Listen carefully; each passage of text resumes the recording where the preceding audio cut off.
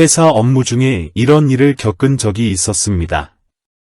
어떤 사원이 해외 출장을 가서 엄청난 설문조사를 한 다음 데이터 가공을 하여 나름대로의 결론을 정리한 보고서를 자랑스럽게 저에게 보여주었는데 뭔가 미심쩍은 점이 있어서 설문조사에 사용된 샘플의 수는 어떤 근거로 결정하였습니까? 라고 질문을 하였는데 명확한 대답을 하지 못하는 것을 본 적이 있었습니다. 투입된 시간과 경비에 비해서 처음부터 설문조사 계획이 명확하지 않았던 것이었습니다. 이러한 일들이 왜 발생하고 있는지 같이 알아보도록 합시다.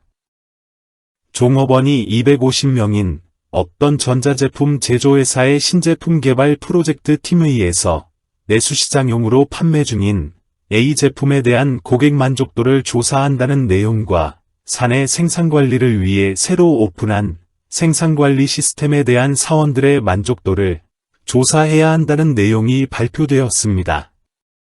팀원들에게 내려진 업무는 두 가지 만족도 조사에 적합한 샘플 크기, 즉 샘플링 사람 수를 결정하는 것이었습니다. 그리고 샘플 크기를 결정하기 위해 필요한 요구사항을 알려주었습니다. 오늘은 어떻게 하면 설문조사 전에 명확한 샘플의 수를 결정할 수 있는지 같이 해결해 보겠습니다. 많은 기업들이 명품 이미지를 확보하기 위해서 매년 고객 설문조사에 상당한 금액을 지출합니다. 그런 다음 설문조사 결과를 사용하여 명품 사업의 전략을 수정하고 새로운 제품 및 서비스를 설계하고 개선 활동에 집중하고 새로운 성공을 축하합니다.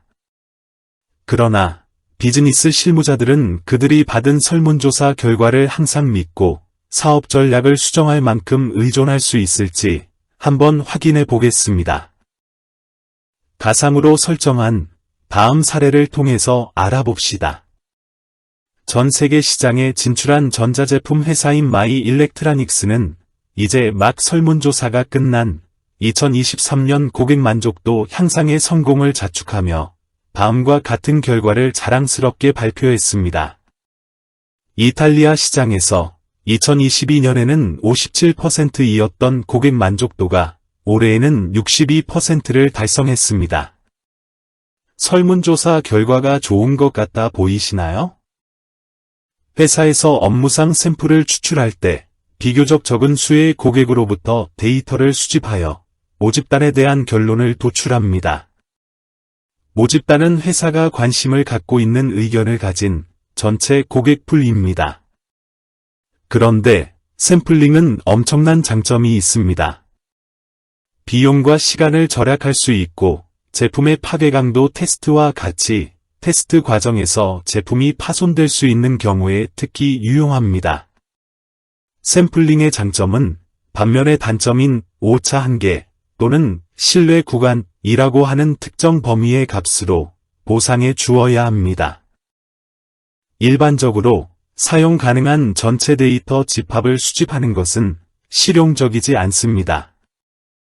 결과적으로 무작위 추출법, 층화 추출법, 개통 추출법과 같은 적절한 샘플링 절차를 활용하고자 할 것입니다.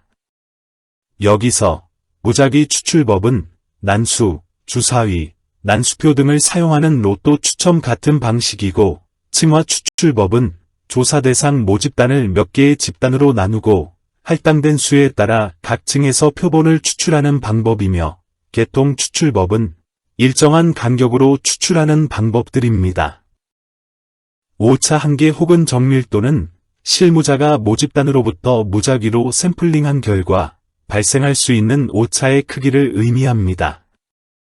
온라인 샘플 크기 계산기를 사용하든 직접 계산을 하든 필요한 최소 샘플 크기를 간단히 계산할 수 있습니다. 샘플링 크기를 계산하기 위해 다음 정보를 활용합니다.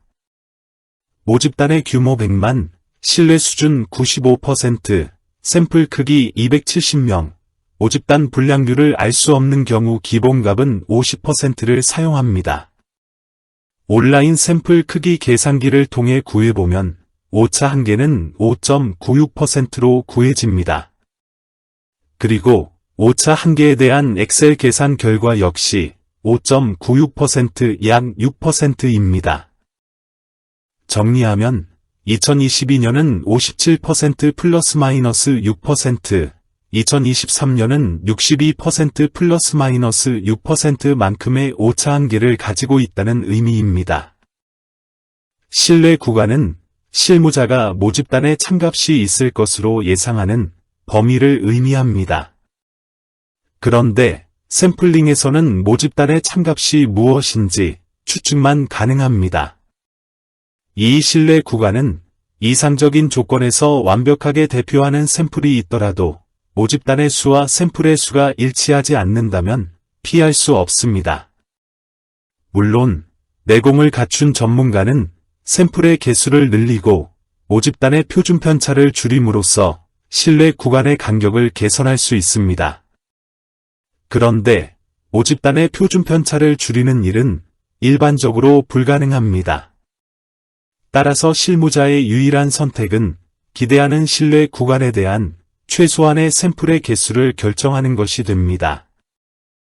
마이 일렉트로닉스의 경우 95% 신뢰 수준을 사용하여 2022년의 고객 만족도 참값은 51%에서 63% 사이임을 확인할 수 있습니다.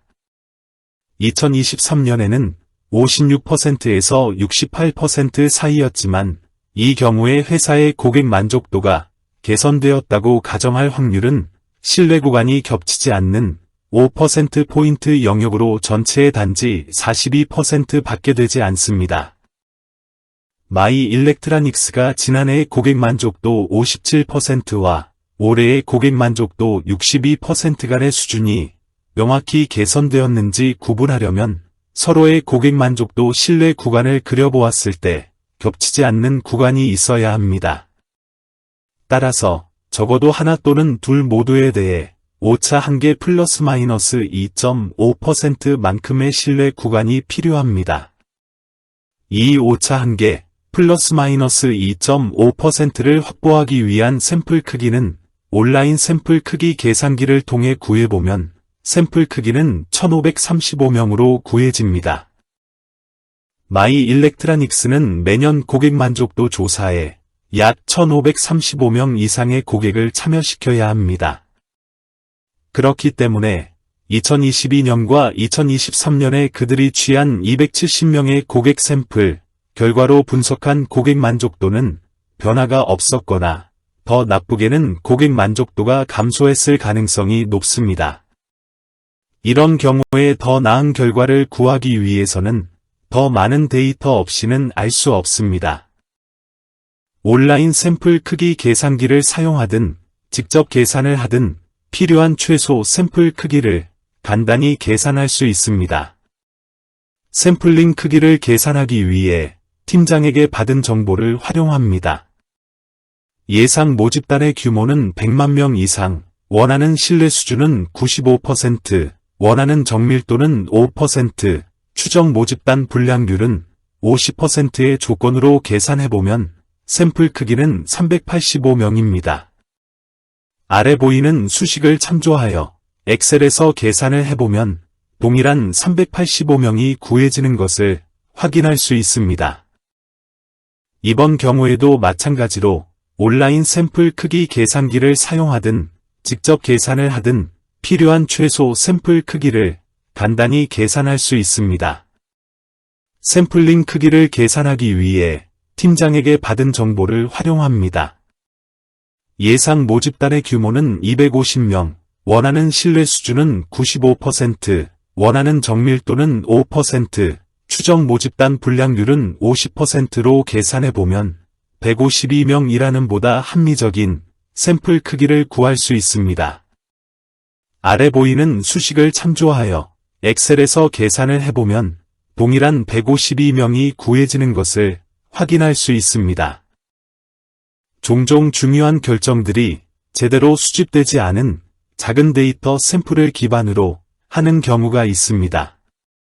많은 실무자는 신뢰 수준을 결정하고 데이터를 수집하지 않으며 수집한 데이터로 신뢰 구간을 표현하지 않습니다. 실무자들은 계산하기 쉽고 이해하기 쉬운 평균을 강조합니다. 그러나 샘플에서 나오는 모든 평균은 실무자가 결정을 내리려고 하는 모집단이 아니라 해당 샘플에 대해서만 정확합니다.